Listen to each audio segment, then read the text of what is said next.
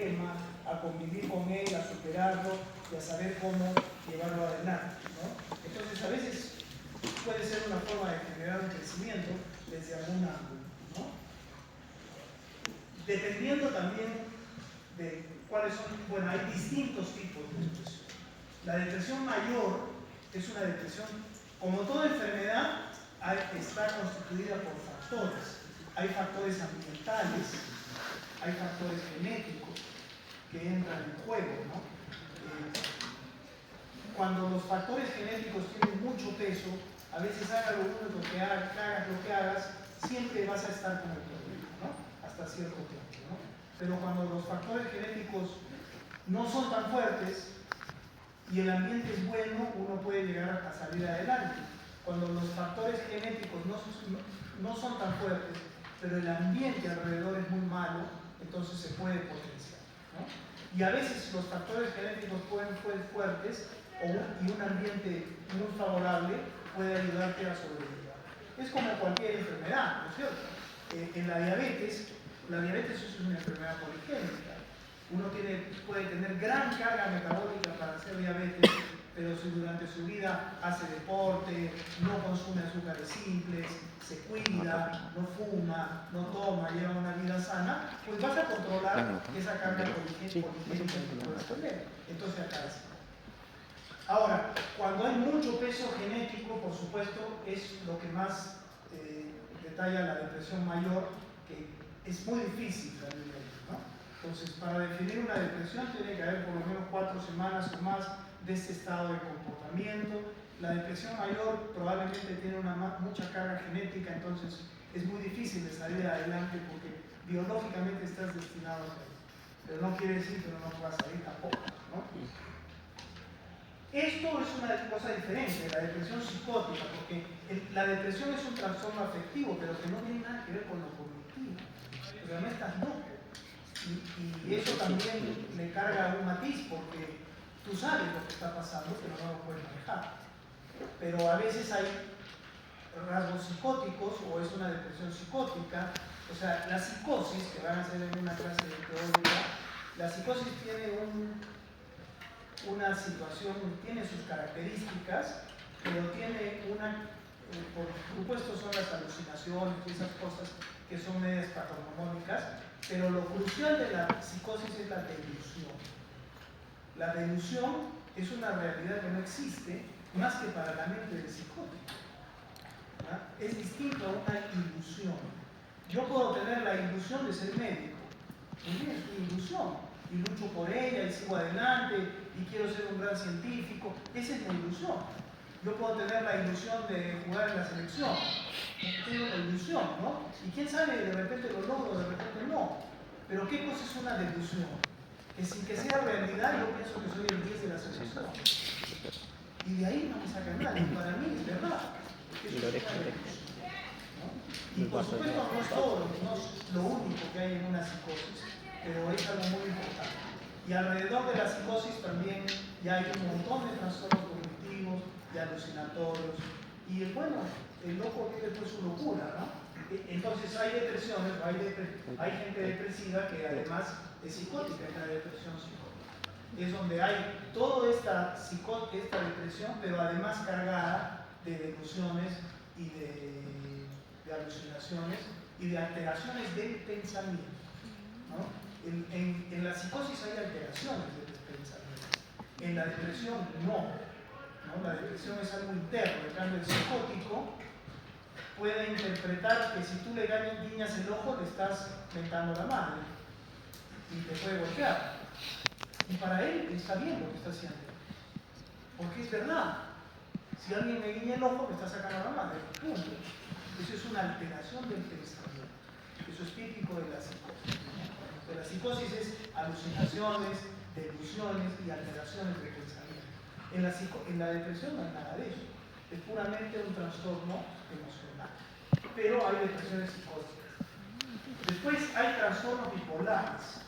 El trastorno bipolar es una psicosis, es una enfermedad psicótica, pero que se caracteriza porque tiene ondas, ¿no? Hay una onda donde hay una depresión media psicótica que no está muy abajo, muy flat, Y luego se pone maníaco, o sea, tiene muchos delirios de grandeza, que son alteraciones de pensamiento, ¿no? Y se cree más que nadie, se cree que todos están en contra de uno, esa es la paranoia. Yo soy muy bueno, yo soy muy capaz, pero mis jefes y mis compañeros me tienen envidia y por eso me andan poniendo cabes y yo tengo, bueno, ya sé. Entonces, esa es la enfermedad bipolar. Cursos de depresión y cursos de psicosis, que vienen aisladamente, ¿no? Es otro tipo de depresión, en el trastorno bipolar. La depresión postparto es una depresión que viene, como su nombre lo dice, después del parto y dura un par de semanas y se pasa. Lo trágico es que algunas contadas veces, las mujeres, puede ser el gatillo que dispone un cuadro depresivo. Entonces, entran en depresión postparto y ya no salen. Ya se quedan con la depresión. Entonces, la depresión postparto puede ser así pasajera, como su nombre lo dice, que es postparto, y a veces se puede convertir en una depresión que ya va a durar de repente para siempre, porque a veces, al menos los rasgos depresivos te van a acompañar siempre, ¿no? Por eso estaba diciendo el problema cognitivo. En la depresión postparto hay algo muy llamativo, muy triste, que la madre normalmente experimenta muchas veces ciertos rechazos a su hijito. No siempre es así, pero algunas veces, ¿no? Hay trastornos también que no son tan marcados, como la melancolía, el sarcoma suave, un trastorno distímico, que es esa tendencia a pensamientos medios depresivos, al aislamiento, bueno, pero no llega a ser una enfermedad mental como las que estamos describiendo acá, ¿no? Este es un cuadro de un pintor, probablemente ¿ustedes saben quién pintó esto?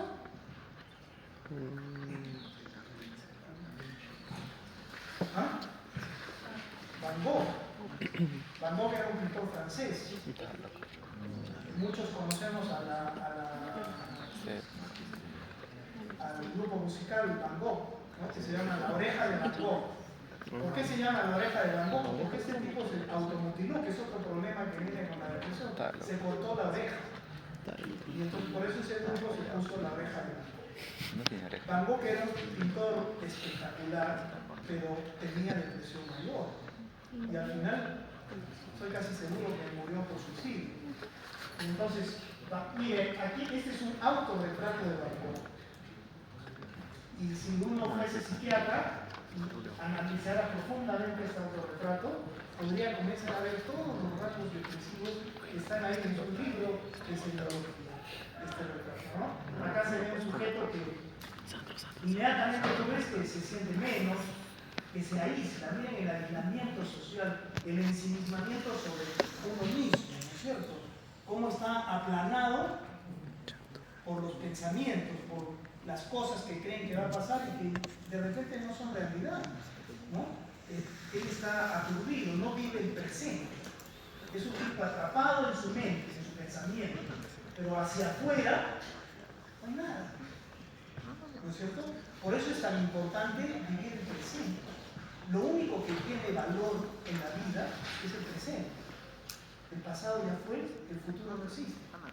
Hay que vivir el momento. Si uno aprendiese a vivir el momento, encontrarías la felicidad, estoy seguro. Hay un pasaje de la Biblia que le pregunta una persona, creo que es mucho dinero. Entonces, esto es lo que hemos dicho, las bases etiológicas de la depresión, como muchos trastornos cognitivos y emocionales, se basan en factores genéticos, factores psicosociales. ¿Verdad? Lo que tú tienes como carga genética y el medio ambiente que tienes, ¿no? Y cómo procesas todo eso, cómo haces el manejo cognitivo finalmente de estas dos cosas es muy importante, ¿ya? Acá dice factores neurobiológicos, ¿no? Donde están metidos una serie de cosas neurobiológicas, hormonas, cuestiones inmunes, las famosas monoaminas que tanto vamos a ver ahora, pero eso es reflejo de lo genético y a veces es inducido también por el comportamiento psicológico. Ahora, cada vez que se investiga más esto, los investigadores se van sorprendiendo más de la inmensa capacidad que tiene la mente humana, ¿no? Los seres humanos somos un mínimo porcentaje de nuestra mente. Incluso la ciencia hace algunos años pensaba que... Ok, entonces esto más o menos dice lo mismo de la depresión. Por supuesto tiene sus cosas específicas, sus factores de diagnóstico, un estado depresivo la mayor parte del día, que dure por lo menos 4 semanas, etcétera, etcétera. Muchas cosas que hay que cumplir, que son los criterios diagnósticos, porque siempre hay que clasificar las enfermedades, ¿ya? Pero nosotros estamos viendo desde el punto de vista farmacológico, tenemos que ver qué es lo que se sabe para lo que entendemos nosotros que es la ciencia, estemos o no estemos equivocados. Pero dentro de eso entendemos que estas son las dopaminas involucradas en los procesos afectivos que tienen que ver con la depresión. La depresión viene a ser desde este punto de análisis la depresión o la inactivación o la disminución de la actividad de serotonina, dopamina, noradrenalina en algunos núcleos que tienen que ver con el componente emocional de nuestra vida, el sistema límbico y otras zonas allí en el mesencéfalo, ¿no? Estos dan vueltas, se supone que están disminuidos y por eso viene la depresión. Entonces, ¿qué cosa es el tratamiento de la depresión desde nuestro ángulo? Aumentar estas situaciones. Aumentar norepinefrina, aumentar dopamina, aumentar serotonina. Y al aumentar eso, entonces el componente emocional se va modulando, se va manejando.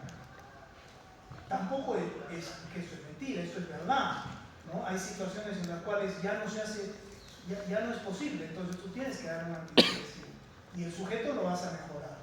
Pero esa mejoría que vas a conseguir con el antidepresivo, más que nada es un chance para que esa persona vaya saliendo del proceso por todo lo que hemos conversado. Pero eso no quiere decir que los fármacos sean malos. Los fármacos son muy buenos y llegan un momento en que son muy necesarios y llega un momento en que solo ellos pueden manejar la situación. A veces ni ellos, por supuesto. Pero entonces esto es un bastón muy importante para poder manejar esto. Y acá está el factor neurotrófico derivado del cerebro, ¿no es cierto? Que no está dentro del conocimiento clásico, pero que hoy sí se entiende, y que se entiende incluso que muchas de estas terapias, sin que nosotros lo supiéramos, lo que estaba haciendo es generar el aumento de este factor, y este factor parece ser uno de los mediadores por los cuales puede existir la neuroplasticidad. Ahora, el problema es que esta neuroplasticidad puede ser para bien o para mal. Si tú tienes un comportamiento cognitivo, una actitud inadecuada, entonces tu neuroplasticidad va a ir para ahí. Y vas a entrar en un círculo vicioso que te va a arrastrar. Si más bien eres positivo, si más bien comienzas a conocerte, a manejar las cosas, entonces esa neuroplasticidad te va a ir poco a poco haciendo bien. A esto va la meditación. La meditación trabaja sobre la neuroplasticidad. Hay una corriente en psiquiatría y en psicología ahora, no sé si ustedes conozcan algo, que se llama el mindfulness. ¿Ya? El mindfulness va por ahí. Es una corriente científica que ha rescatado y ha comprobado la validez de ciencias ancestrales, de la meditación y todo eso. Y ha demostrado la existencia de este factor. Y a través del mindfulness es que se ha conseguido eso. ¿Ya? El mindfulness quiere decir algo así como la existencia plena, la mente total. O sea, ¿qué cosa es? Vivir aquí y ahora. Eso es el mindfulness. ¿Ya? Y una de sus piedras angulares es la meditación. Porque en la meditación, cualquiera sea que los sujetos hagan meditación, comienzan a absorber y entonces experimentas ¿qué cosa? La existencia. ¿No? Y al experimentar la existencia, el cerebro más bien escapa de esos círculos cognitivos malos que puedan haber. Etiologías de la depresión ya los hemos analizado, bueno, no. Y ya entramos entonces a los antidepresivos. Hemos hecho un pasaje sobre todas las inteligencias clásicas y más o menos modernas que existen alrededor de la depresión. Ahora vamos a ver los antidepresivos. Los antidepresivos es un tema medio espeso porque tienen un montón de nombres diferentes y parecidos, es lo malo.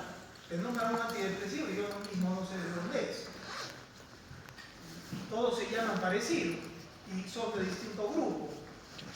Entonces, lo importante, como yo siempre les digo, no es preocuparse por conocer las cositas, los fármacos, no, sino que la exploración del fármaco te permita entender la biología molecular. Debe ser un fin, debe ser un medio más que un fin. Un medio para entender nuestra actitud ante dar una droga cualquiera que sea. Porque al fin de cuentas las cosas puntuales siempre las vamos a olvidar. Tendrías que ser un enfermo mental para memorizar estas cosas. Yo las vengo enseñando tantos años que si me preguntas me jalas. Si me preguntas de clasificaciones y cosas. Por eso no puede ser el objetivo saber una clasificación y memorizarse todos estos fármacos, sino entender cómo se manejan, por qué son así, qué es lo que pasa. Entonces, cuando tú con ese conocimiento vas a estudiar o vas a investigar algo, pues tu camino va a ser mucho mejor. Pero tratar de aprender todo esto, si alguien lo hace, sin no desde la mano no se hace. Que hoy en día ya se dejan poco, pero que todavía existen y todavía tienen vigencia. ¿Cómo se descubrieron? A través de la serotonina, de la isoniazida. Los antidepresivos tienen un uso múltiple, por supuesto en la depresión, pero también en una serie de trastornos que más o menos van alrededor de ella, pero que tienen una clasificación y que le hemos ido nosotros poniendo nombres, ¿no? Trastornos del pánico, los trastornos obsesivos-compulsivos, ¿no es cierto? O sea, el trastorno obsesivo-compulsivo revela un estado depresivo en el fondo, pero tiene pues un matiz especial, ¿no? Es ese sujeto que sale de su casa, llega a la esquina y regresa a la casa porque pensó que dejó la cocina prendida. Va a la cocina, vuelve a mover las perillas, antes de cerrar la puerta mira la cocina, se va, está llegando a su trabajo y no puede entrar al trabajo. Tiene que regresar a la casa porque piensa, no vaya a ser que esté la cocina prendida. Y así. Yo lo pienso. Ese es el trastorno compulsivo. O el que se tiene que lavar la mano cada 5 minutos. Es un trastorno obsesivo. Y hay muchos, ¿no? Los trastornos de pánico, a distintas causas. Sabe un montón de trastornos funcionales, un montón de matices en la depresión. La fatiga crónica, el estrés, ¿no? Tanto que hablamos ahora. El síndrome de intestino irritable, imagínense. Y otros más. Todos esos redundan por aquí, por estas dos cosas, la ansiedad y la depresión. Y el tratamiento más o menos más aceptado y más manejado farmacológico para estas cosas son los antidepresivos. ¿Ya? Son drogas que tienen mucha interacción farmacológica. Gracias a Dios ya el desarrollo de nuevos fármacos, los más modernos, pues adolecen muy poco de esto, pero típicamente sí. ¿Ya? Y que tienen efectos adversos, farmacocinéticos, o sea, por su función o por su farmacodinámica también, o sea, farmacodinémicos por su función y farmacocinéticos por su interacción. Y por supuesto el suicidio va de la mano con esto. Ya, acá están los mecanismos de acción de los distintos antidepresivos que existen. Uno de los mecanismos de acción es inhibir la recaptación del neurotransmisor. ¿De qué neurotransmisor? De esos que habíamos visto. De estos tres. Estos tres se liberan en las sinapsis. ¿Qué hacen los antidepresivos modernos? Inhiben la recaptación. Como ya no se recapta, aumentan las sinapsis. Hay otras atingencias, ya los vamos a ver, pero hay que entrarle por ahí. Entonces, es potenciar estas vías, serotoninérgica, dopaminérgica y noradrenérgica. Son los principales antidepresivos, los que más se usan hoy en día, los inhibidores de la recaptación de neurotransmisores. ¿Qué neurotransmisores? Serotonina, noradrenalina. Están los bloqueantes de los receptores, que también están ahí, quizá en segunda línea, pero están ahí. Los bloqueantes de los receptores son antidepresivos que bloquean receptores presinápticos o autorreceptores. Entonces, cuando se libera la serotonina al espacio sináptico, actúa en la membrana posináptica, ¿no es cierto? Pero también en la presináptica, inhibiendo la descarga. Es el feedback negativo que todos conocemos. Pues hay fármacos que inhiben ese feedback negativo. Son los inhibidores de receptores. Algunos le llaman atípicos o estimulantes o bloqueantes de autorreceptores. Bueno, es que ahora hay otros que se clasifican dentro de atípicos, pero no están dentro de lo que vamos a ver. Después hay inhibidores de la degradación, o sea, de la destrucción de estos mismos. Todo redunda alrededor de estos seres, que son los inhibidores de una enzima que es la monoaminoxidasa. La monoaminoxidasa es la enzima que destruye estas monoaminas, porque todas estas son monoaminas, ¿ya? Y entonces cuando tú inhibes la monoaminoxidasa, obtienes un aumento de estos estilos, de estas sustancias neurotransmisoras y tienes un efecto antidepresivo, ¿no? Son más antiguos, se usan poco, pero ahí están. Y han surgido varios nuevos, pero dentro de los que vamos a revisar son estos dos, la esketamina y la brexanolona o brexanolona, que ya los vamos a ver en su momento, ¿ya? Dejémoslo. Esta es una clasificación por mecanismos, ¿no?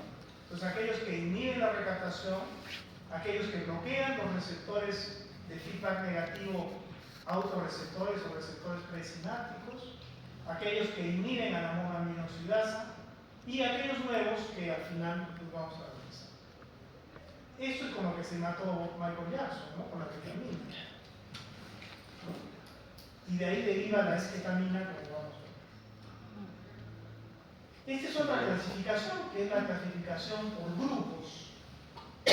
grupos químicos, ¿no? Entonces ahí están los antidepresivos tricíclicos, ¿ya? Y los inhibidores de la monoaminoxidasa. Estos dos grupos son los antiguos, que aún tienen vigencia y uso, pero son los más activos, ¿no?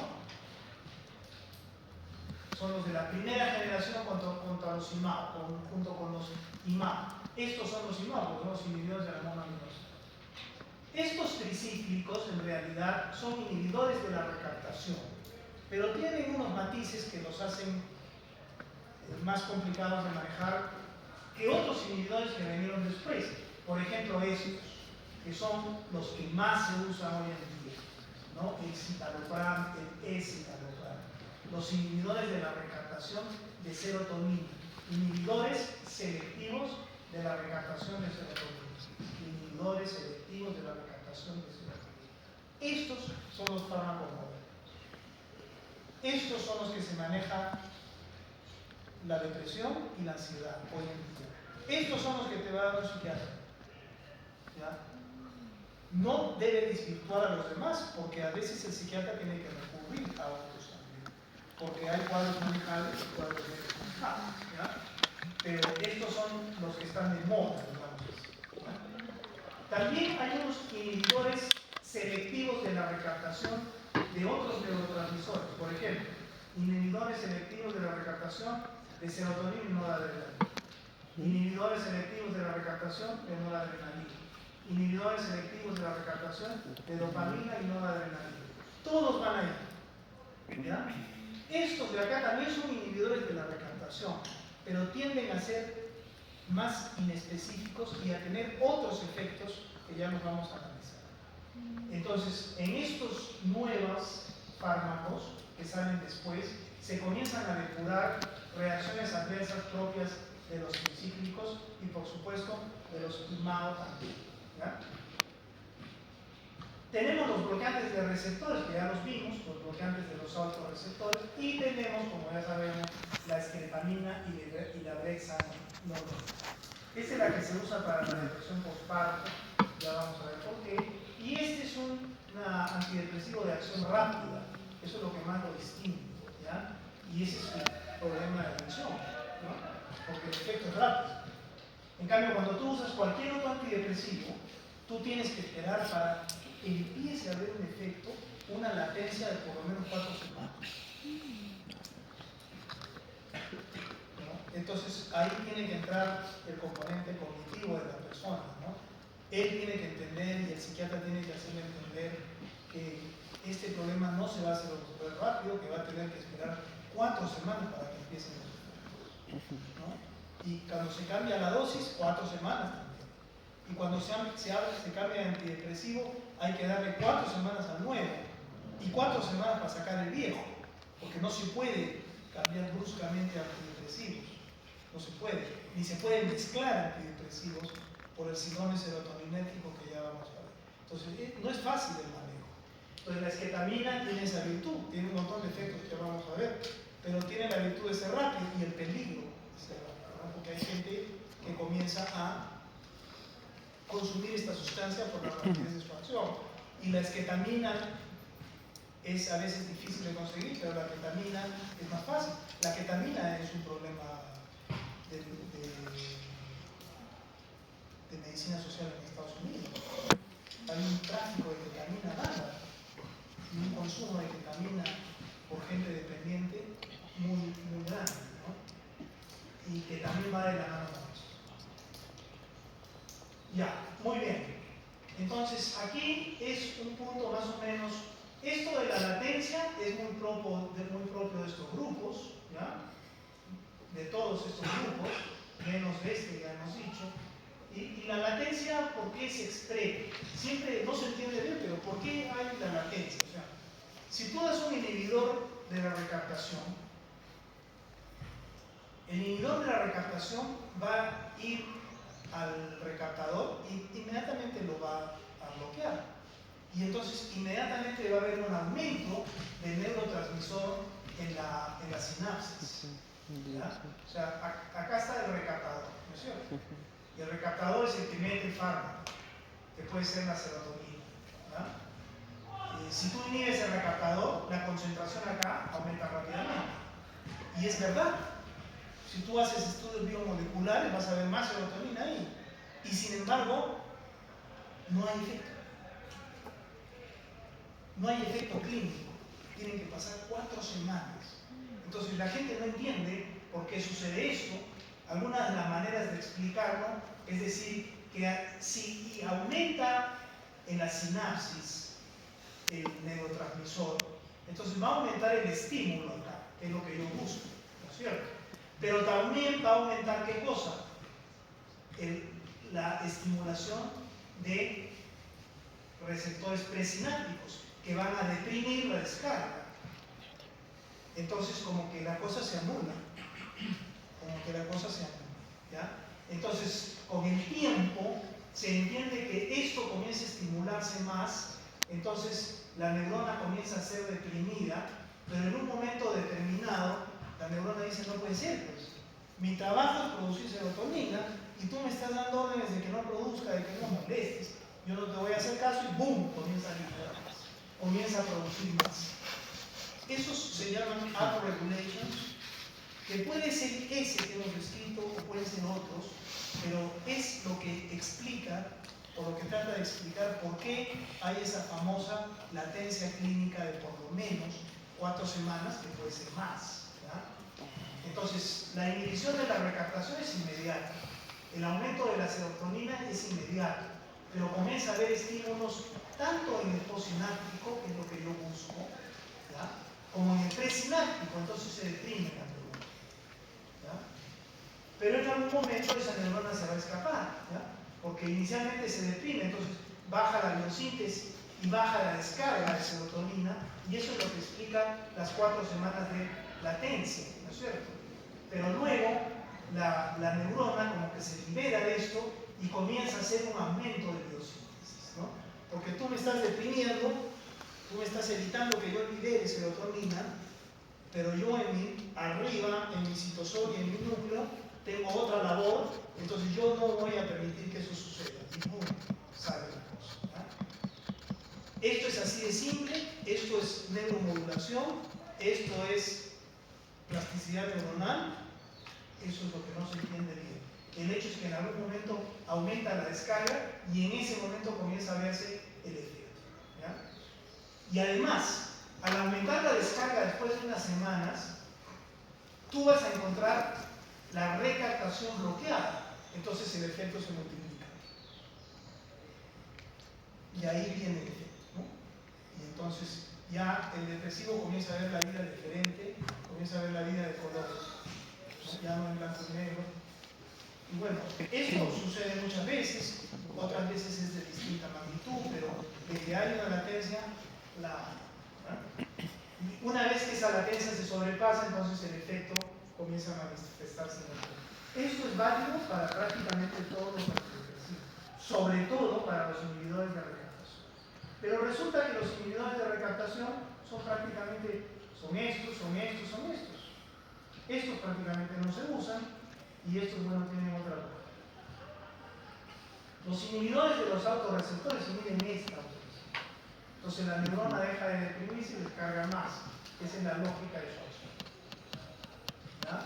Esto es lo mismo, ¿ya? Esto es exactamente lo mismo. De por sí, los antidepresivos no son los únicos que inhiben la recaptación. La cocaína inhibe la recaptación de noradrenalina. La cocaína tiene un montón de efectos deleterios y de todo tipo en el sistema nervioso central. Dentro de sus efectos, uno es inhibir la recaptación de noradrenalina. Y de ahí vienen los efectos adrenérgicos y muchas veces estimulantes que la cocaína puede tener. ¿Ya? Esto es lo mismo, ¿ya? Estos son los famosos inhibidores de las moléculas, bombas que hacen recaptación, que son los que van a ser inhibidos. Y bueno, dentro de todo esto, sea por los fármacos o aparentemente por otras cuestiones de las que hemos hablado, la medicación y todo eso, aparece este factor neurotrófico derivado del cerebro, ¿no? Se le ha puesto nombre, se le ha aislado, y es el que justifica y es la prueba bioquímica de que el cerebro tiene neuroplasticidad. O sea, es mentira que nuestro cerebro y nuestro comportamiento se forma hasta los 7 o 10 años y después es invariable. Falso. No es así. Cualquiera sea la edad, cualquiera sea la situación, como seres humanos tenemos la capacidad de sobrepasarla y de generar un beneficio en nuestro funcionamiento cerebral. Es maravilloso y es la verdad, ¿ya? Es la neuroplasticidad. Y a veces eso es lo que te va a sacar del cuadro. Eso es. Por supuesto, sin los fármacos no vas a poder salir, ¿no? Pero al final eso es lo que probablemente sea lo que funcione. Y para que esto sea positivo, importa mucho lo que tú hagas con tu comportamiento cognitivo. Importa mucho lo que hagas con tu mente. Por eso algunos dicen, uno es lo que piensa de uno mismo. Eso es lo que es, finalmente. ¿No es cierto? Y cómo los pensamientos te gobiernan. Porque el pensamiento es fugaz. Es así, es una sinapsis más rápida que la acetilcolina. Y te puede cambiar la actitud. Y te puede cambiar la conducta. Y te puede cambiar la forma de vivir. Este pata me cae espeso. Lo malo ya me maduró el día. Me estás dando un poder que no tienes. Con tu pensamiento. Si tú lo ves y te llega al foro, no te hizo ningún daño. Sigues feliz. Pero eso hay que hacerlo honesto, hay que hacerlo real. ¿Cierto? Los pensamientos gobiernan nuestra mente, te atrapan. Son burbujas en el aire que se revientan, pero te atrapan. Hay que evitar que eso suceda. O que en todo caso te atrapes por buenos pensamientos. ¿Ya? Muy bien. Entonces ahora vamos a revisar cada uno de estos grupos que hemos visto acá. Y vamos a empezar por los clásicos, que son los antidepresivos tricíclicos. El problema de los antidepresivos tricíclicos es la cardiotoxicidad, en buena cuenta. En buena cuenta. Tiene un montón de problemas, ¿eh? Pero la cardiotoxicidad es su principal, porque eso mata. Los antidepresivos tricíclicos sí te matan. Si tú te tomas un frasco de un inhibidor de recaptación selectivo de serotonina, probablemente no te pase nada. Te tomas un frasco de fluoxetina, no te pasa nada. Te tomas un frasco de nitramina, te matas. Porque te viene una arritmia y te mueres. Estamos extremando el concepto, llevándolo a un extremo que no debe ser así, pero para entender, ese es el problema de los tricíclicos. Entonces, los tricíclicos, aquí empieza lo horrible del tema, que son las clasificaciones, pero bueno, hay que revisarlas, hay que tratar de mentalizarlas, sobre todo para el examen, ¿no? Porque a los médicos nos gusta tomar estas cosas, que no debería, pero eso no lo vas a cambiar. Entonces, acá hay 2, 4, 6, pero fácilmente podrían ser 30. Vamos a escribir aquí. Una cantidad absurda, pero existe. ¿Ya?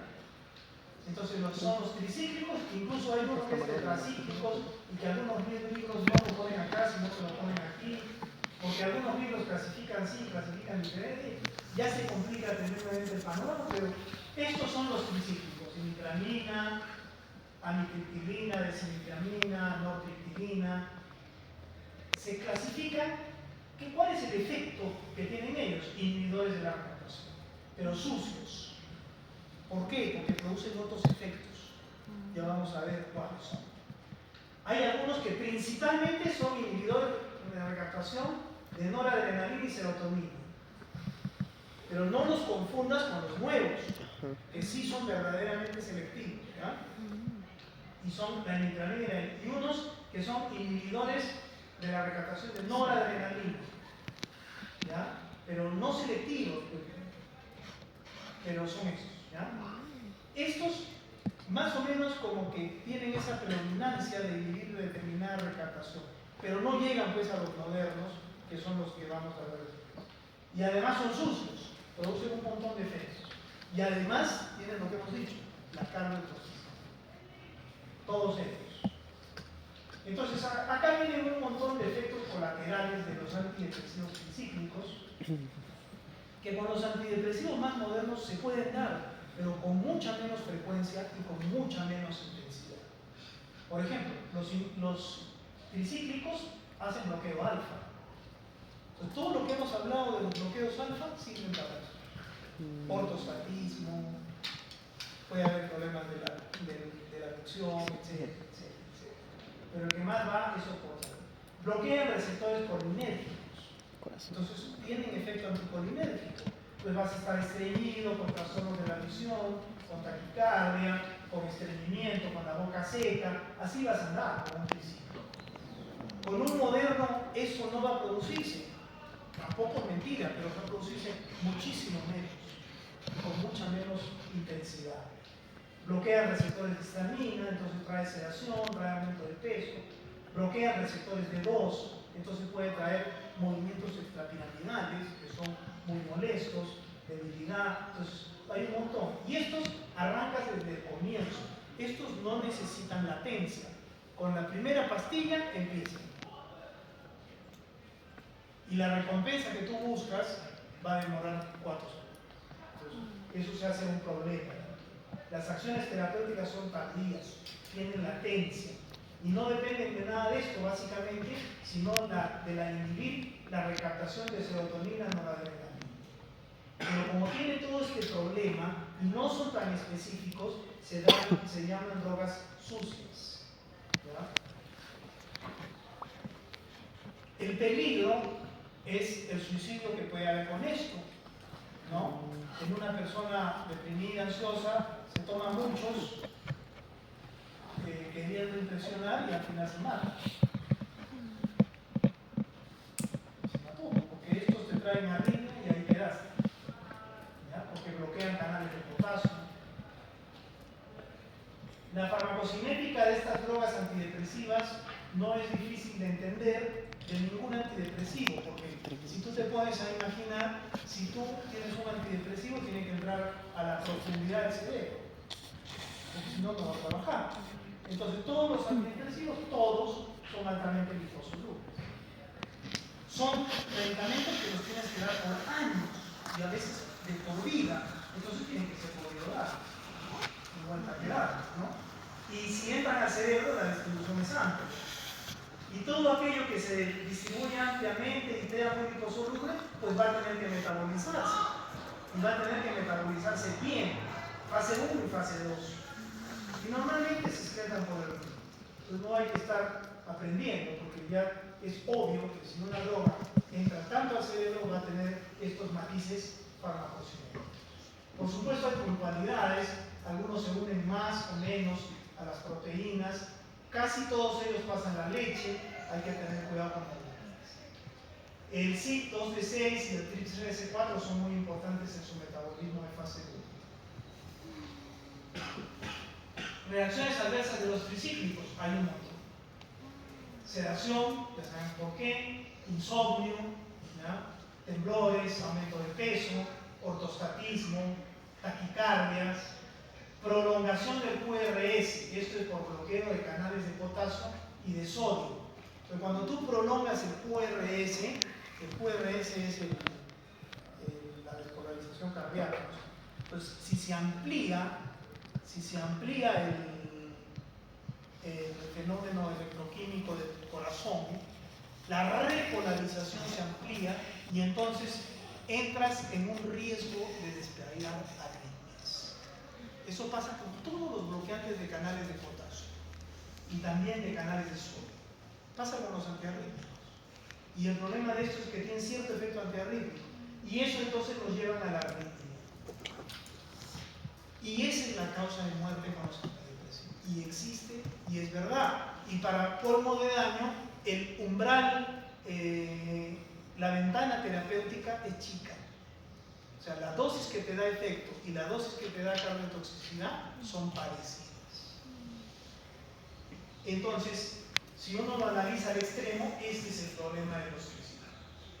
Porque todo lo demás podría soportarse o manejarse, con tal de que en 4 semanas venga el efecto.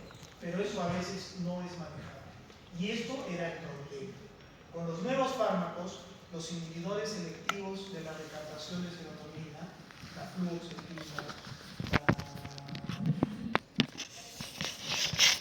el citalopram, el escitalopram, esto prácticamente se ha desterrado. La seguridad que te brinda un nuevo fármaco es grande. Entonces, las cosas han cambiado. No estás desterrando los tricíclicos, pero sí, obviamente, hay que usarlos cuando realmente sean necesarios. ¿No? Hay otros factores que ya no lo hay también problemas psiquiátricos con el uso de tricíclicos. El viraje maníaco, que puede presentarse con cualquier antidepresivo, pero que es más común con estos. Por eso es una droga más antigua. El viraje maníaco es que al individuo de depresivo lo llevas a maníaco. O sea, se creía capaz en todo y de repente es Superman. Y comienza a cometer un montón de tonterías. Puede ir al banco y se hace un préstamo de $1 millón y se lo da. Y después no sabe cómo parar. Pueden pasar el extremo, estamos llamando al extremo, ¿no? Eso es lo que se llama el viraje maníaco. Puede profundizarse la depresión y venir el suicidio también a veces, ¿ya? O dentro del viraje maníaco también. Puede haber estos problemas, puede haber trastornos de la prolactina, porque estos tricíclicos bloquean de 2. Y la dopamina es el factor inhibidor de la secreción de prolactina. Entonces, si tú bloqueas de 2, la prolactina aumenta. Entonces, ¿qué va a haber? Galactorrea, amenorrea, infertilidad en la mujer. Y en el hombre va a haber trastornos de la potencia sexual, por la hiperprolactina. Todos los antidepresivos traen alteración de la función sexual por efectos en la médula. Los modernos también, es quizás de lo que más adolece, pero bueno, ahí está. Esto es común a muchísimas drogas que tengan que ver con el sistema nervioso central. Los antipsicóticos, por ejemplo, traen mucho de eso. Pueden traer trastornos hematológicos. El hecho es que todo esto es muy propio de los tricíclicos, pudiendo aparecer en otros, se hace en realidad con esos otros mucho menos probable y menos intenso. El índice terapéutico, ya le dijimos, es bajo y eso es un gran problema de toxicidad. Puede haber toxicidades que te lleven al suicidio o toxicidades que a través de una arritmia te lleven a la muerte, ¿ya? O a la complicación cardiológica que te lleve a una hospitalización, a unos cuidados intensivos, etc. El viraje maníaco puede traer alucinaciones, pueden inducir acidosis metabólica. Y en la acidosis es difícil excretar el tricíclico por orina porque estas son drogas ácidas, entonces no las puedes excretar. Hay efectos anticolinérgicos que siempre son un problema, porque si estás dilatado en la pupila no puedes ver, es un problema.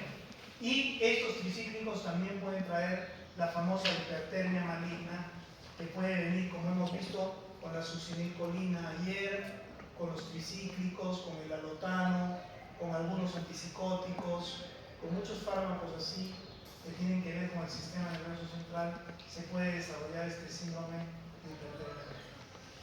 hipertermia. Cuando tú tienes una intoxicación por tricíclico, la cosa es muy grave, porque el paciente puede estar con grandes componentes psiquiátricos, cognitivos y cardiovasculares. Entonces hay que tratar de hacer, si el paciente todavía está la droga en el estómago, hacer que vomite. Si ya se pasó al estómago, darle laxantes. Hay que manejar la acidosis con bicarbonato para que se excrete más rápido el tricíclico. Y si te estás teniendo una arritmia, probablemente hay que usar antiarrítmicos. ¿Ya?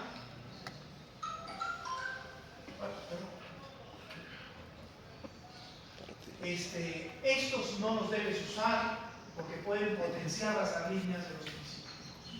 La lidocaína sí se puede usar. Es un problema manejar antiarrítmicos porque la principal complicación de un antiarrítmico, ¿cuál es? La arritmia. Porque el antiarrítmico se mete con la electrofisiología cardíaca. Y entonces de por sí un antiarrítmico puede producir arritmia. Eso es lo que pasa con los tricíclicos, ¿no? Si hay convulsiones, tienes que darle diazepam, que es el anticonvulsionante universal. Si hay componentes anticolinérgicos, periféricos, bueno, ya pasarán.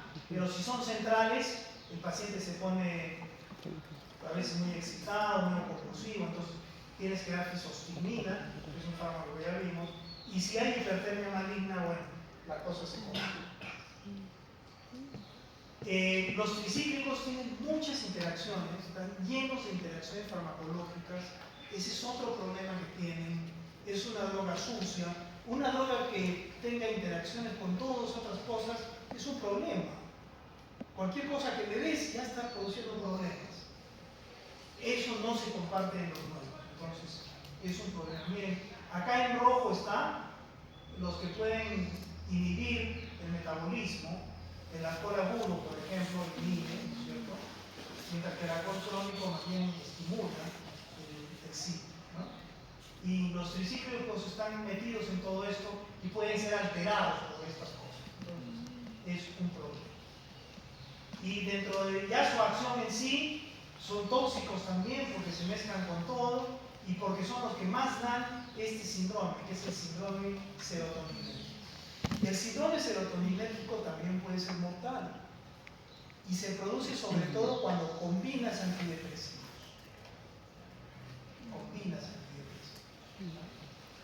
Hay mucha serotonina y puede aparecer el síndrome serotoninérgico. Y estas son cosas que también ya hemos analizado. Acá está el síndrome serotoninérgico, ¿no es cierto? Entonces, nunca hay que hacer cambios bruscos de antidepresivos. Si el psiquiatra determina cambiar un antidepresivo que tiene que ver con la monoamina, con estas aminas, porque hoy en día ya hay fármacos que no vamos a ver, primero tiene que lavar el que estuvo dando, porque si los combina puede haber síndrome serotoninérgico. Es muy peligroso. Entonces, eso de estar lavando, o sea, darle un tiempo para que el otro desaparezca, para hacer recetar el nuevo, es un problema tremendo para el manejo del paciente, pero es un problema descargado por el famoso síndrome serotoninérgico. el síndrome serotoninérgico tiene estos principales problemas. Se explica por una gran cantidad de serotonina por estos inhibidores. Hay trastornos electrolíticos, hay hiperexcitación muscular, hay hipertermia, acidosis, hipertensión arterial, hay rhabdomiolisis. Comienza a ver como parecido a la hipertermia maligna. Y puede haber destrucción de músculo y mioglobinura y taponamiento renal. O sea, esto es mortal, el síndrome serotoníneo. Entonces, para evitarlo hay que evitar dar en excesivo los tricíclicos o cualquier antidepresivo, ir siempre de menos a más, y si vas a combinar antidepresivos, solamente lo puede hacer el psicólogo. De por sí son fármacos que no debería manejar un médico común, pero a veces sucede, pero que nunca se le ocurra combinar. Solo puede combinar un psiquiatra, porque es el único que sabe cómo combinar, qué combinar, para evitar problemas como este. Contraindicaciones de los tricíclicos, pues hay un montón. Cardíacas, todas las cardíacas que te puedas imaginar van a estar ahí. Por problema anticolinérgico, glaucoma y hipertensión y la hipertrofia de próstata. La epilepsia, los tricíclicos, igual que los antipsicóticos que ya han visto o que van a ver, disminuyen el umbral convulsivo. Entonces es un dilema tener epilepsia y depresión, porque si tú usas un tricíclico puedes hacer que el sujeto convulsione. Bueno, los modernos ya no tienen tanto este problema, pero a veces pueden suceder.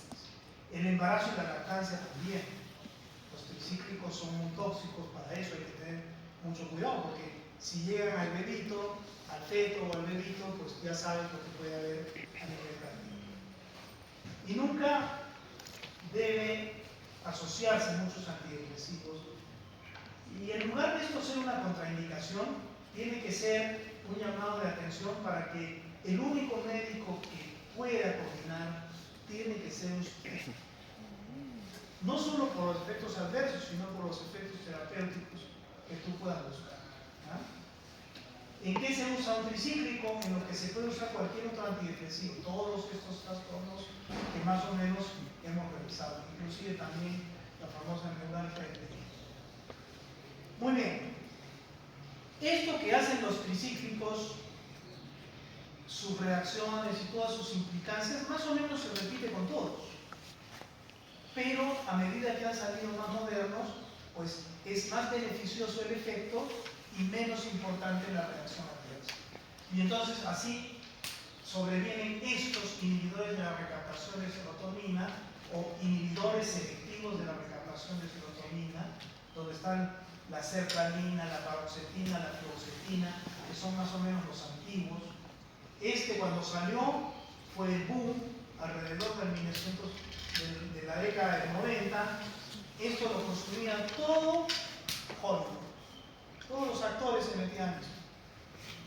¿Ya? Porque te hace bien. Y comenzaron a aparecer mejoras versiones de estos, que son estos que están acá abajo, el citalopram y el escitalopram. Ya son drogas más benévolas en su manejo, más simples de manejar, con muy poca interacción farmacológica, casi no inhiben el CYP, lo que sí hacen los otros. Entonces son drogas que tienen márgenes mucho más grandes de acción y de manejo, ¿no? Siempre con ellos se va a ir de menos a más, por todo lo que hemos dicho, pero estas son drogas ya bastante buenas, y yo no sé si sea cierto, pero en muchas investigaciones, muchas publicaciones, les ponen y les dicen que incluso son neuroprotectores. Como diciendo, tú puedes tomar esto, así no tengas depresión, porque te va a proteger. Y bueno, sí pasan cosas interesantes, ¿ya? Y bueno, para ahí las cosas que van a aparecer, ¿ya? ¿Estos pueden producirte estos bloqueos? Sí, que son los mismos bloqueos de los otros, pero ya sabemos, mucho más, ¿ya? Y sirve para lo mismo, para todo lo mismo, para todo esto que está acá, ¿ya? Incluida la ansiedad, porque cuando uno dice ansiedad, depresión, antidepresivos. Ansiedad, ansiolíticos. Es una reacción lógica, ¿no? Pero no es fácil manejar la ansiedad con ansiolíticos. Porque al sujeto ansioso, al sujeto con ansiedad, con un ansiolítico tú lo puedes tener tranquilo, ¿sí? Pero está durmiendo en su casa. ¿Eso de qué sirve? Lo anulaste. ¿Tienes ansiedad? No, ya no tengo. ¿Vas a ir a trabajar? No. No me interesa. Entonces no se hace manejable. Entonces por eso la ansiedad al final de una u otra forma se termina manejando con antidepresivo. Porque tú no puedes bloquearlo al sujeto. Y el ansiolítico es cierto que le va a corregir la ansiedad, pero lo va a bloquear. Sí, no se trata de eso, ¿no es cierto? Algunas veces sí se hace necesario, pero las más de las veces tú tienes que mantener un sujeto activo, productivo, no bloqueado. Entonces por eso los antidepresivos van muy bien en muchos de los problemas de ansiedad también, ¿ya? Y además es una pareja que siempre está junta, como hemos dicho. Y de hecho hay efectos ansiolíticos puntuales de los inhibidores selectivos de la recaptación de serotonina, que por ejemplo acá se están citando, ¿no? Y pueden haber pues otros que ya hemos descrito, ¿cierto? A veces buenos, a veces malos, como la impotencia sexual, que es un problema que hay en la médula por modificaciones de la serotonina, estímulo excesivo en algunos lugares. La cinética de los selectivos de recaptación es parecida a cualquier antidepresivo, se absorben rápido, van por vía oral, se distribuyen bien, tienen que metabolizarse bien, son de excreción renal, algunos tienen metabolito activo, el escitalopram tiene la virtud de que se une poco a las proteínas, entonces no lo puedes desplazar de las proteínas de manera importante y eso le da seguridad,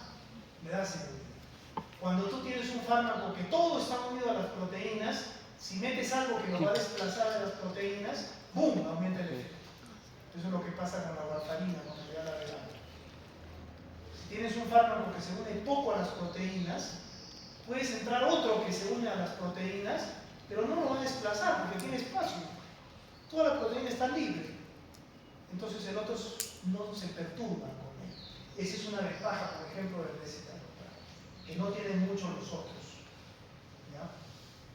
Típicamente estos, como cualquier antidepresivo de estos, y los tricíclicos con mayor razón, afecta el sí. Este es el que menos afecta el sí.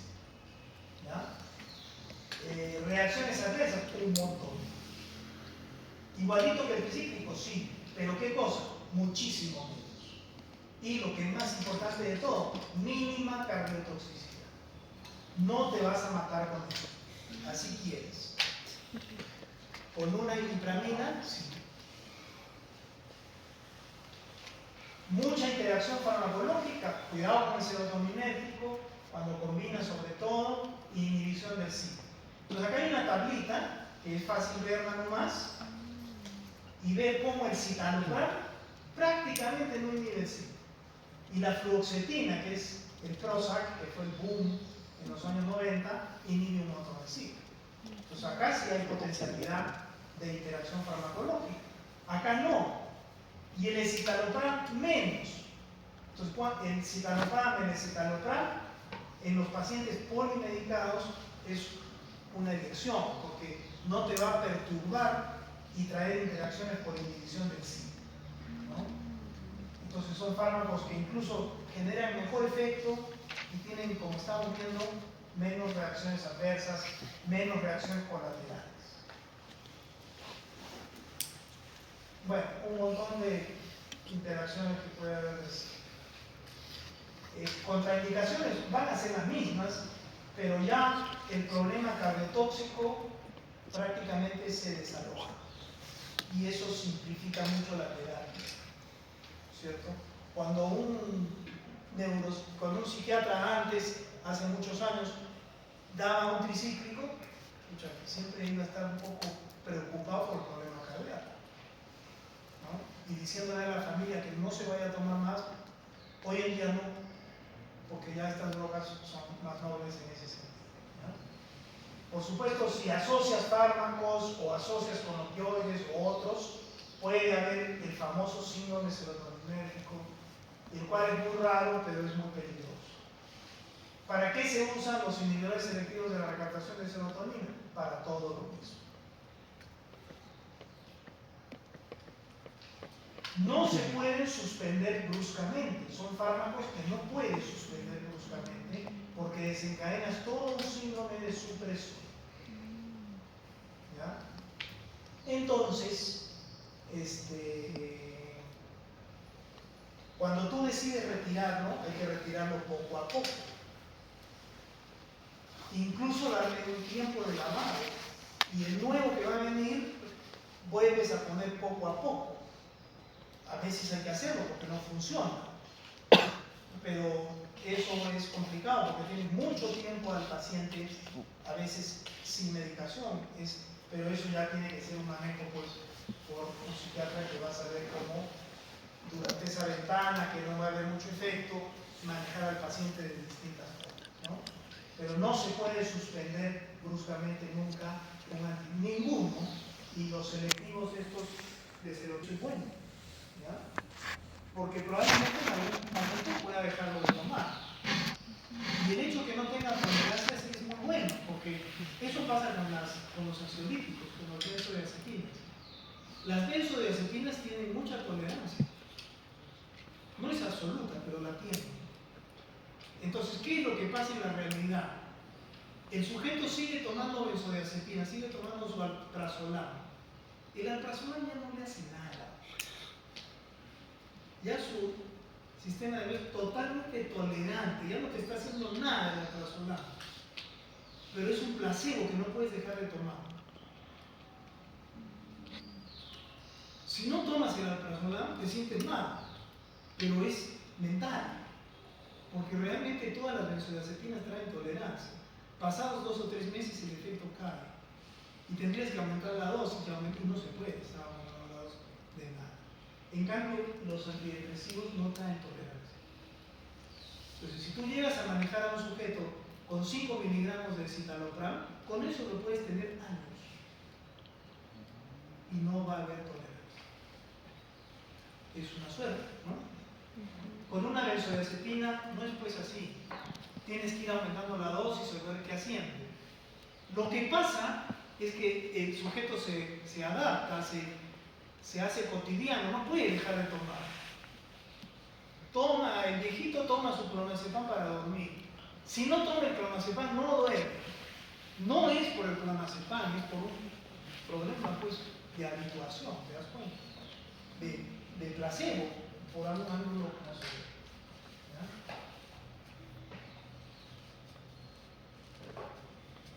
Muy bien. Hemos visto estos que son el grueso de lo que se usa hoy, pero hay otros, por supuesto. Hay inhibidores selectivos de otros recaptadores. No se van a ver todos, se van a ver estos, que son los inhibidores selectivos de la recaptación de serotonina y noradrenalina. Son estos que están acá. Venlafaxina, desvenlafaxina, duloxetina, milnacina. Más o menos se repite la misma historia, ¿ya? Tiene su particularidad. Estos fármacos, por ejemplo, traen mucha tendencia a la taquicardia y a la hipertensión. No tanto a la arritmia, ¿ya? Sobre todo que es el que menos, pero sí tienden a la hipertensión, ¿ya? Y pueden producir otros problemas que ya los hemos visto, ¿ya? Retención urinaria, etc. Por efecto alfa-1, acá hay estimulación de alfa-1, impotencia, insomnio, fatiga, ¿ya? Porque aumentan mucho estas sanguíneas, sobre todo la noradrenalina. Se aumenta la noradrenalina para la retención urinaria, ¿no? Hipertensión. Lo que más destaca acá es la hipertensión. El milnacipran, es el que menos a mí me falta de acá, se usa en una patología que está muy de moda, que es la famosa microfibromatosis,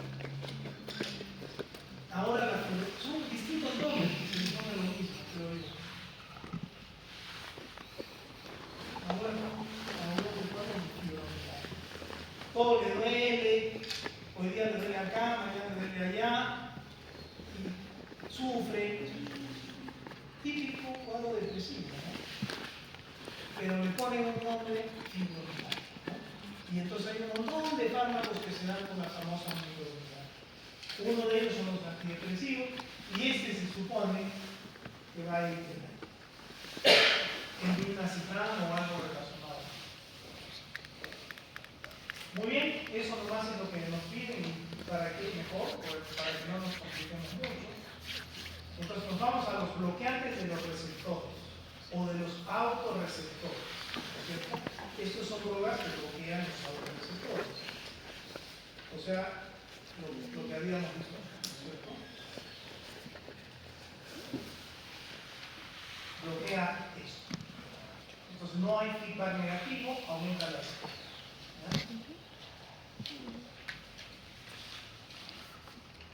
Los bloqueantes de los autorreceptores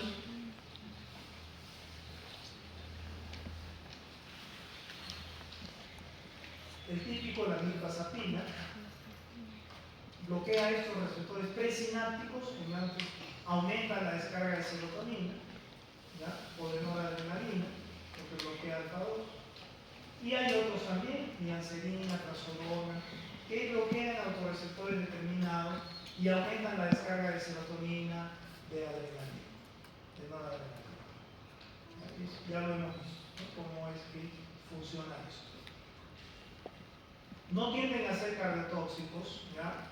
Porque la cardiotoxicidad no solo es por la taquicardia que pudieran inducir, ya hemos dicho, los tricíclicos bloquean canales de sodio, bloquean canales de potasio, y ahí viene el fundamento de su cardiotoxicidad, de sus arritmias.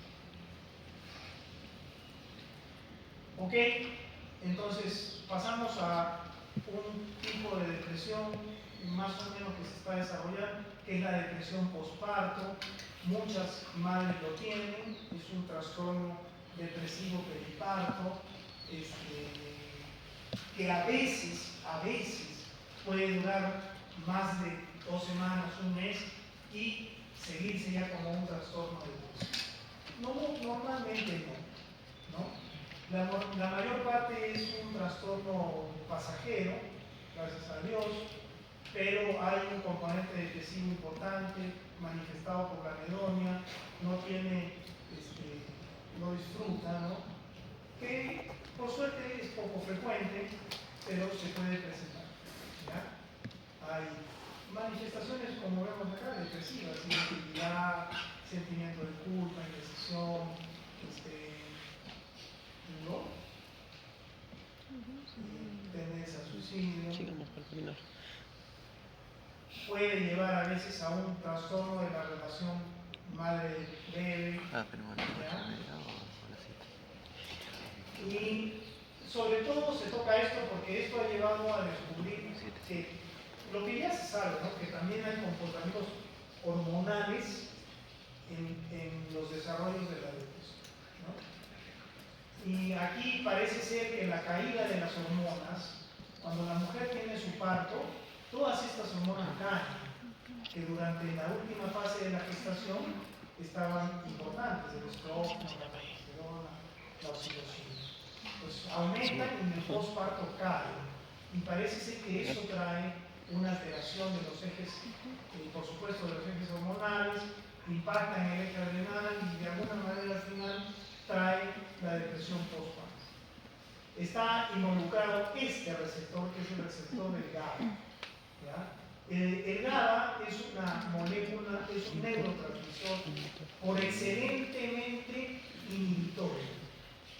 El GABA estimula canales de cloro e inhibe las neuronas, ¿ya? Es un estimulante inhibitorio, ¿ya? Y la caída de estos alteran la función de GABA, ¿ya? Ese GABA que mantiene la cosa regulada, cuando caen las hormonas se trastorna y entonces vienen los problemas ansiolíticos en el posparto o en el preparto. Y lo que se ha visto es que hay una molécula que es la alopregnenolona, derivada de la progesterona. esta alopregnanolona es un metabolito de la prefasterona en el cerebro, metabolito cerebral de la progesterona, que prolonga el efecto inhibitorio del GABA.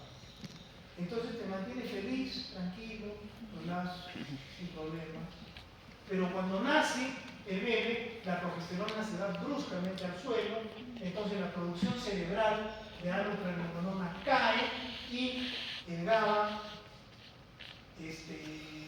ya no hay GABA, y el GABA ya no frena, y entonces viene un montón de ansiedad y depresión post. Entonces aparece este señor que es la brexanolona, que es un estimulante de esos receptores de pregnanolona. Este es el antidepresivo, la brexanolona. Entonces la brexanolona es un análogo, es parecido a la alopregnanolona, y lo que va a hacer es estimular los receptores del GABA para que respondan mejor al GABA. Eso es un agonista alostérico o modulación alostérica. O sea, actúa sobre el receptor del GABA y lo predispone para que el GABA actúe mejor.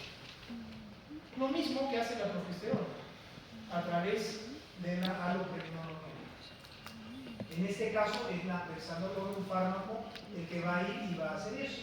Entonces aumenta la actividad GABA y se maneja la depresión postparto, y después de un tiempo simplemente la retiras y se acabó el problema. Uno de los problemas que tiene es que no existen preparados orales, son endovenosos. Entonces es difícil darlo, difícil manejarlo, tiene que estar bajo control médico, pero es una opción para interrumpir y que esa depresión postparto no se vaya a extender en el tiempo. Como que hacer más suave la caída de la progesterona, ¿se dan cuenta? La hace más suave, más llevadera, y el paciente ya no tiene el problema permanente. Y luego viene que es la esketamina. La esketamina es derivado de un anestésico general, que es la ketamina. La ketamina es un anestésico general que dentro de sus produce anestesia general, pero trae alucinaciones y trae lo que se llama la anestesia disociativa. O sea, tú puedes estarle así, abriéndole la barriga al paciente y el paciente está con los ojos abiertos y moviendo las manos. Normalmente cuando con un anestésico haces eso, inhalatorio, el paciente está seco, está todo deprimido. ¿Ya? Pero este no, eso se llama la anestesia disociativa. O sea, no tiene dolor, no reacciona al estímulo quirúrgico, pero el paciente está despierto y está alucinando a veces. ¿Ya? Entonces la ketamina por eso no se usa mucho como anestésico, se usa en algunas situaciones para procedimientos quirúrgicos rápidos, por ejemplo, un curetaje uterino. Le ponen su ketamina, hace el curetaje ginecólogo, la paciente alucina un poquito y se pasa. ¿No es cierto?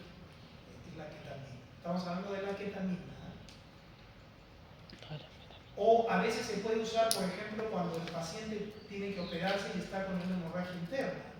Entonces está hipotenso. Normalmente le pones un anestésico y se pone más hipotenso. La ketamina, como inhibe la recaptación de noradrenalina, no va a traer tanta hipotensión. Y a veces tiene una ventaja en unas situaciones. Pero sobre todo sirve para procesos anestésicos cortitos, ¿ya? Donde este problema de la disociación y de las alucinaciones van a ser cortitos. Bueno, eso es la ketamina, pero de ahí deriva la esketamina, que ya es un antidepresivo. Es un antidepresivo de elección, segunda elección, o sea que se usa cuando otros no funcionan.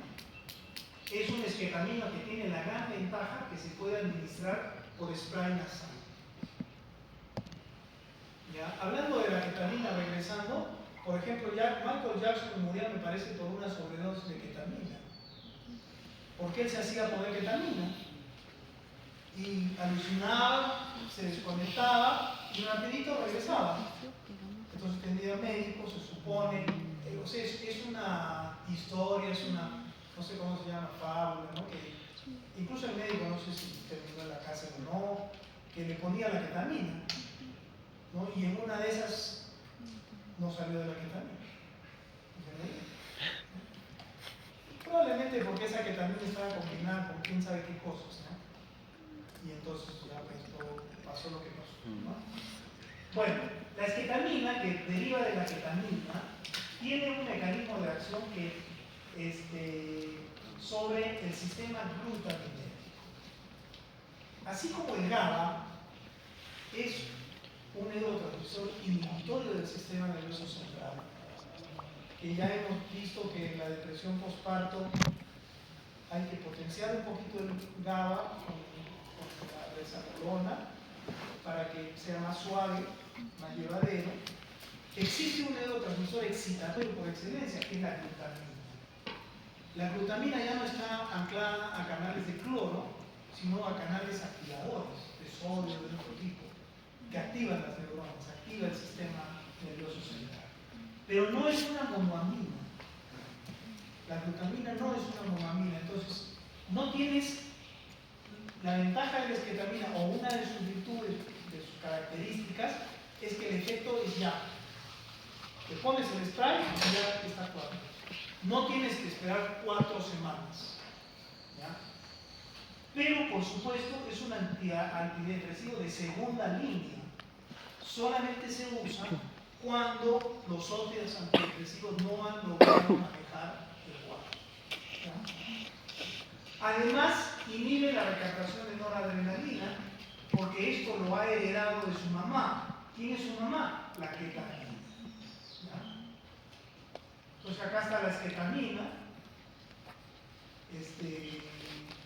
incrementa la estimulación del glutamato, posinato,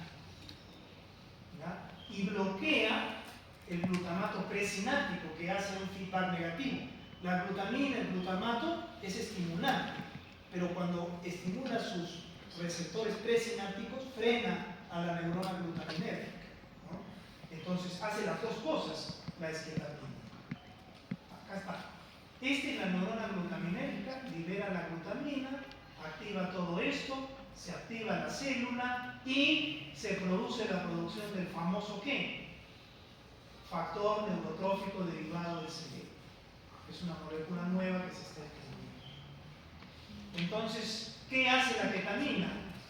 Inhibe los presinápticos que van a inhibir a la glutamina, a la neurona glutamina, y activa los posinápticos. Entonces la transmisión glutaminérgica aumenta. Y el efecto no tiene que ver con recaptación de nada, es estímulo directo. Entonces no tienes que esperar 4 semanas, es al toque. Y esto que aumenta el factor neurotrófico derivado del cerebro, acá está puesto para la ketamina, pero no es una verdad completa. Podría estar puesto para la fluoxetina, puesto para el citalopram, ¿no? No es exclusividad de la ketamina, cuidado. Esto es un poco vida, ¿no? Eso es comercial, al final siempre hay intereses comerciales, ¿no? Entonces te ponen estas cosas y pucha, qué bien, pero en verdad probablemente todos los antidepresivos hagan eso. Entonces, ¿cuándo se va a usar la ketamina? Cuando lo demás no funciona, es de segunda línea.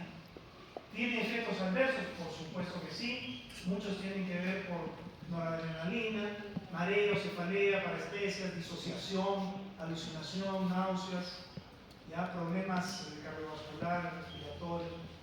La gran ventaja es que es al toque, funciona al toque, y que viene en spray nasal, o sea que es fácil de administrar.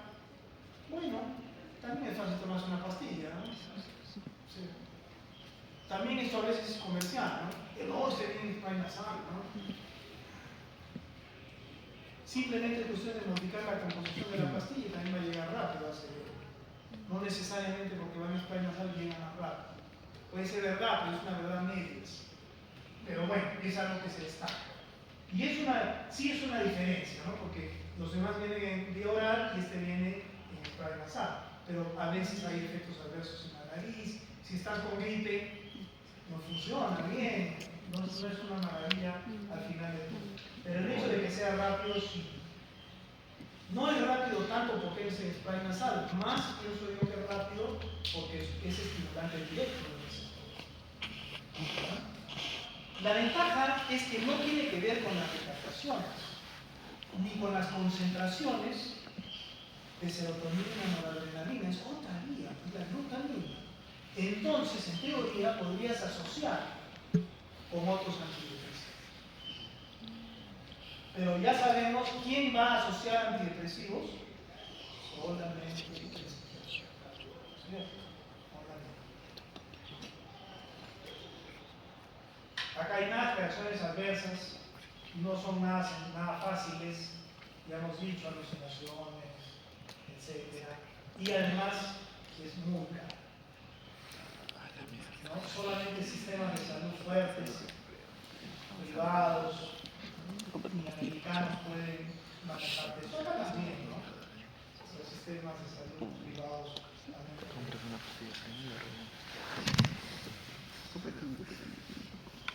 Este no les han pedido, ¿no? No. ¿Ah? No. Dejémonos tranquilos. Sí, pedimos.